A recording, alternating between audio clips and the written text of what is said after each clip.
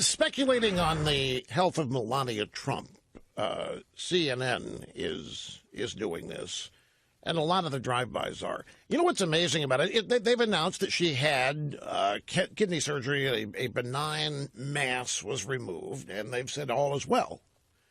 And Melania Trump was spotted in the White House yesterday at a Gold Star Families event, and she looked perfectly fine, walking in, looked perfectly normal. Yeah, the drive-bys around speculating, David Frum, hypothetically theorizing, well, wait a minute, you guys, what if Trump beat her up?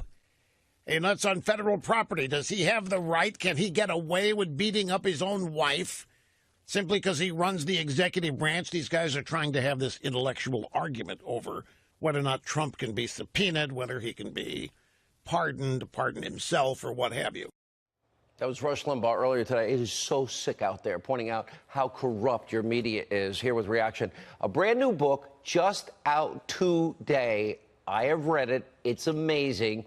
It's available on Amazon.com, BarnesandNoble.com, Hannity.com, bookstores everywhere. Trump's America, the truth about our nation's great comeback. Former Speaker of the House, Fox News contributor Newt Gingrich is live from a bookstore in New Jersey called Bookends.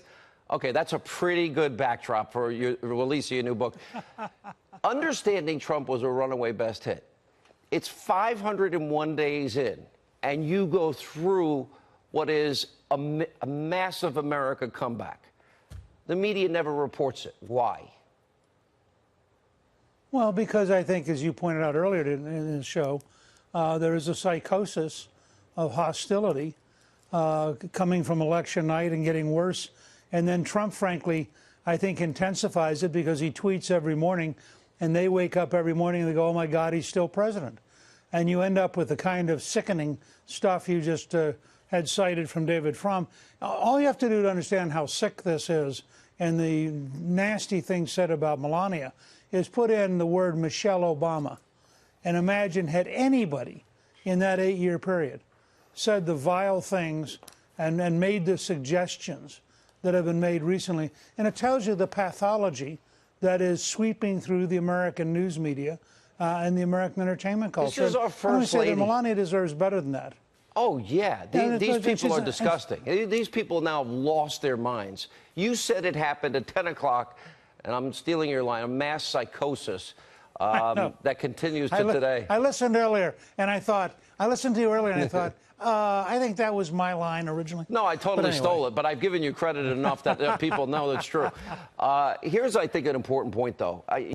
Look, you go through chapter by chapter by chapter, really how profound and historic this presidency is and how much success we've had. But then you have part 2 of your book, and part 2 is the dangers that the president faces, starting with the fake news media. Just give us a taste of that. Well, look, I think the president faces, first of all, let me just say, the success of this administration is so enormous. Just one thing that came out today, they announced today there are more job openings in the United States than there are people looking for work. Now, that is such an enormous change from the Obama years, and for that matter, the George W. Bush years, that it's really almost revolutionary how much he's accomplished in 500 days. And that's an example of the achievements. The challenges, though, are still there. And I think it's going to be interesting to see if the president can focus in, because, the presidency is so big and so all-consuming that you can lose your focus on occasion. He's done a great job with deregulation. He's done a great job with conservative judges. The tax cuts are working exactly as we thought they would and making America much more competitive. Now he's confronting the deep state in ways that are very profound. Are we going to win? The entire Mueller investigation. Probably we're going to win, partially because Trump is a remarkable leader.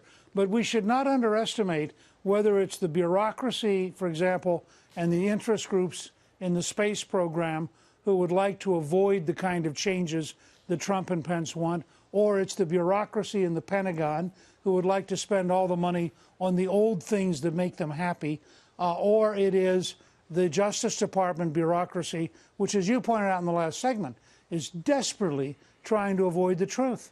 Yeah. And I think that we have to recognize that the system is much more deeply corrupt than any of us could imagine, that as it's gradually coming out in the open, we realize that elements of the Justice Department, at the larger level, elements of the FBI, were corrupted on a scale that is really a threat to the whole American system.